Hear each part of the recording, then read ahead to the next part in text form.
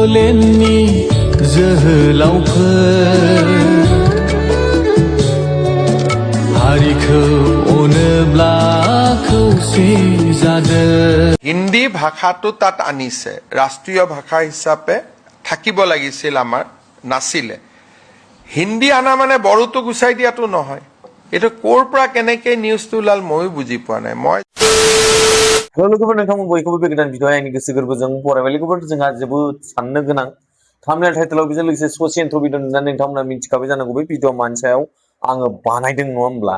माने जोंहा आसाम आयेन माने माबायावहाय आफादावहाय जिथुनाखि लग' नङा होमबा, लग'आवहाय जिथुनाखि बर'नि जिथुनाखि आखर बा बर'नि हांखो बेखौहाय खोमोरनो नागिरदों होनना सोरबा राकेश कुमार दास ना रन्जित कुमार दास होनखो नङा होमब्ला। जोंथ' बेफोरखौ बारा मिथिया सोर नङा होमबा, माबा आसाम एसेमब्लि ना आसाम आयेन आफादनि माबा बुंथिगिरि ना सुजुगिरि होनो बेखौहाय। बिथाङा माने बर'नि जिथुनाखि नाम बा बर'नि हांखो बर'नि आखर बेखौहाय खोमोरनो होननानै बुंदोंमोन ना मानो। दा बेनिनो गोबां रायजो राजा बर' रायजो राजाफ्रा दुखु मोनदों नङा होमब्ला। आरो बेजों लोगोसे जोंहा हेमन्त बिश्व शर्मा मामायाबो फेसबुकआवहाय पस्ट होनायखौ जों नुनो मोनदोंमोन। आरो दायो माने बिथाङाबो निउसावहाय बुंदों आरोखि। अब्ला लोगो फै जोङो जोंहा बर' रायजो राजा बा बर' जिथुनाखि मोनसे आफाद नङा होमब्ला, स्टुडेन्ट आफाद नङा होमबा।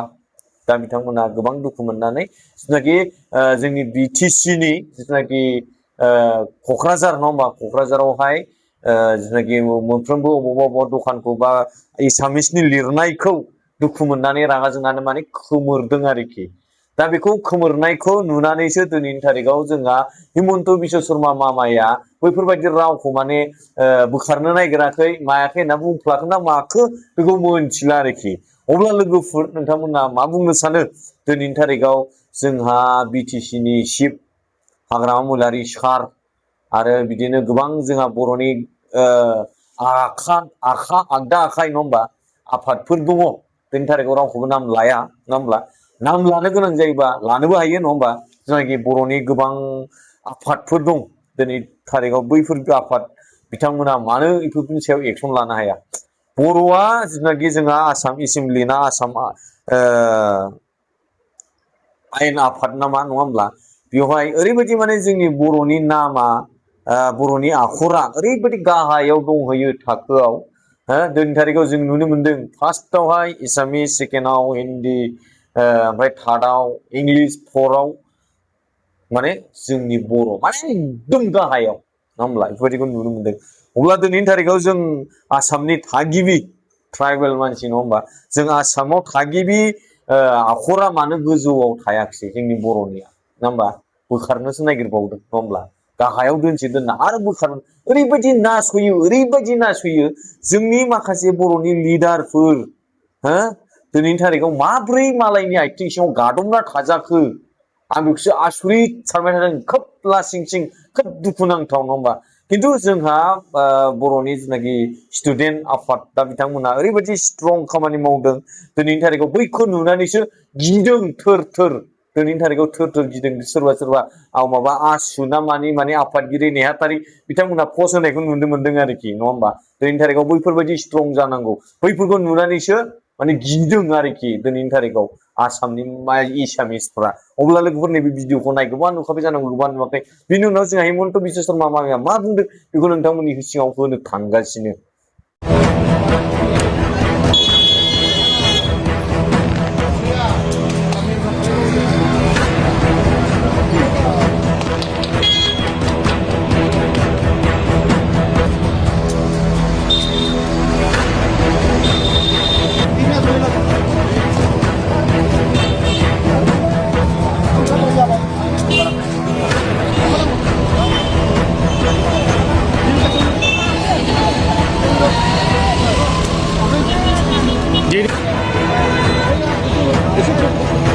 Salah.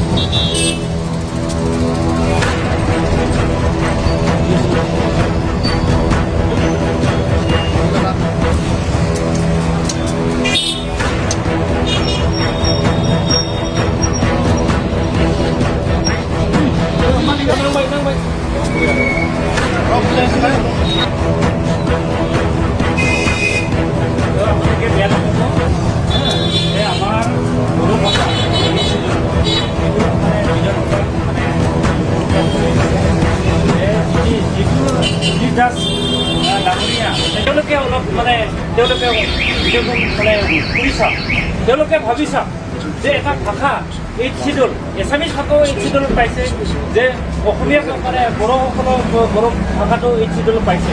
গতিকে দুইটাও যিহেতু মৰ্যাদা পোৱা এটা মানে 8th শিডিউলৰ মৰ্যাদা পোৱা এটা মানে ভাষা, গতিকে এই ভাষাটো আমি যে এছেম্বলিত অন্তত লঘু থকাটো আমি বিচাৰিছোঁ, যে ৰঞ্জিত দাস ডাঙৰীয়া অধ্যক্ষ হোৱাৰ পিছত যে এটা তেখেতে কাম কৰি আছে, যে প্ৰথমতে তেখেতে আৰমাইটো গুচালে, তাৰপিছত যি মানে নেম প্লেট আছিলে সেইটোও গুচালে, যে এটাৰ পিছত এটা তেখেতে কৰি আছে।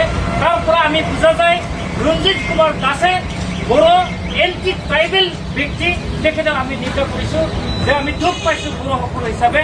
গতিকে যিমানখিনি আমাৰ বড়োলেণ্ড এৰিয়াত যে অসমীয়া ভাষাত লিখা আছে আমি সকলোকে আমি নুবাই পেলাম। लोगोफोर नोंथांमोना नुबाय नङा होमबा, जोंहा जिथुनाखि बर'नि स्टुडेन्ट आफाद नङा होमबा, बिथांमोनहा क'क्राझाराव मा खालामदों नङा होमबा, बैफोरबायदि स्ट्रं जानांगौ। खिन्थु जोंनि बर'नि जिथुनाखि माखासे लिडार इउपिपिएलआनो जा सोरबा बिपिएफआनो जा नङा होमब्ला, दिनै लिडारफ्रा दिनैनि थारिखआव बैफोरखौ मानो एक्सन लाया, मानो है जेबो नङा होननानै मानो सिरि थायो।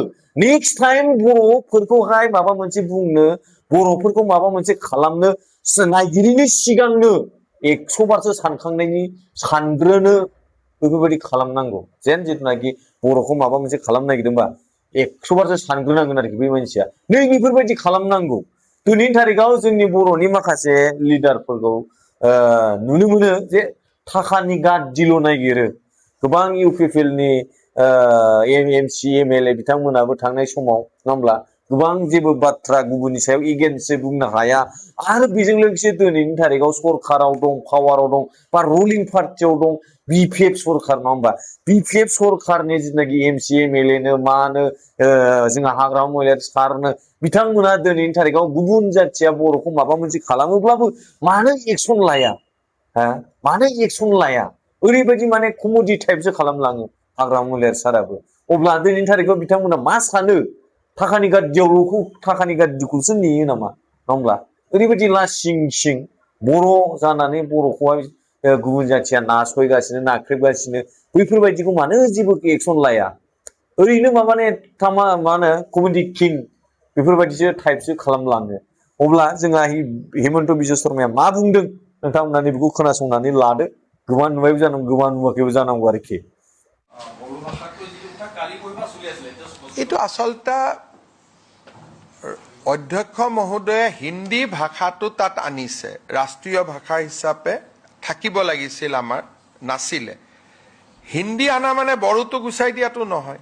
এইটো ক'ৰ পৰা কেনেকৈ নিউজটো ওলাল ময়ো বুজি পোৱা নাই। মই যেতিয়া স্পীকাৰক ফোন কৰি সুধিলোঁ, স্পীকাৰে ক'লে যে বড়ো ভাষা আমি কেনেকৈ আঁতৰ কৰিম, এইটোতো associate language of the state.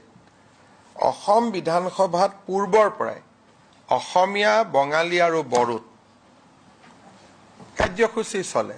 ঘটনা ইমানেই হৈছে, ধৰক মোৰ নেম প্লেটখন, অতুল বৰাৰ ঘৰৰ সন্মুখৰ নেম প্লেটখন, তেওঁ অকল অসমীয়াটো লিখিব পাৰে, বা বড়ো বিধায়ক এজনে অকল বড়োত লিখি থব পাৰে, কৌশিক ৰায়ে বঙালীতে অকল লিখি থব পাৰে। সিমানেই নেম প্লেটখিনি ইচ্ছা মতে লিখিব, নিজৰ যেনেকুৱা ইচ্ছা। বাকী যিমান যি আছে বড়োৰ সম্পদ বা বড়ো ভাষা, বড়োত বিল আহে, বড়োত ইণ্টাৰপ্ৰিটাৰ আছে, এইবিলাক চলি থাকিব, তাত একো খেলি মেলি নাই। খালি ধৰক জয়ন্ত মল্ল বৰুৱাৰ যিটো আৱাস, সেই আৱাসত আমাৰতো নেম প্লেট নায়েই।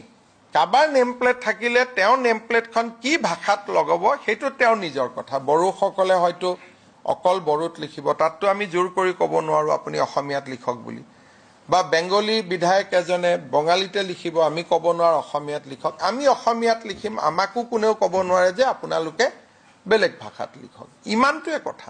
जोबनायाव बेखौनो बुंनो सानो, जोंहा जिथुनाखि थांनाय समाव बिटिआर एकर्ड जाना थांबाय नङा होमबा, एनडिएफबिनि दारै बिटिआर एकर्ड जानानै थांबाय। जेब्ला एनडिएफबिआ गैया, बै दिननिफ्रायनो बर' हारिखौ नाख्रेबगासिनो, नासयगासिनो गुबुन जाथिया।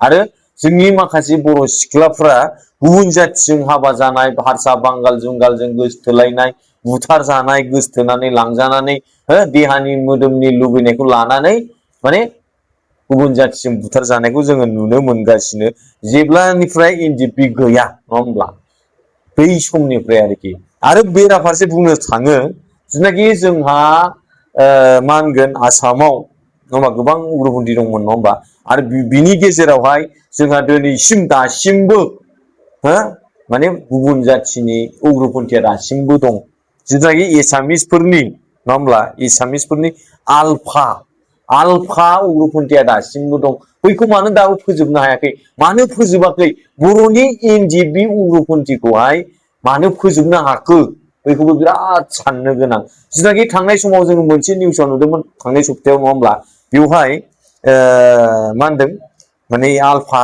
केडार सानै हमनो मोनदों नामा जोंनि बर'खौबा डाइरेक्ट गावथारखाबायमोन खिन्थु बैसोरखौ मानो गावथारा मानो दिनैनि थारिखआव एसामिसफोरनि आलफाखौ मानो जेबो खालामा सरकारा आसाम सरकारा हो बैफोरखौबो गोबां साननो गोनां बर'खौ फोजोबबाय बर'आ नाख्रेबजागासिनो नासयजागासिनो दासिमबो गादब जागासिनो बर'फोर खौसे जा जै बर' हारिनि जै थेंक इउ सो माच फर वाचिं भिडिअ लाभ इउ अल बाय बाय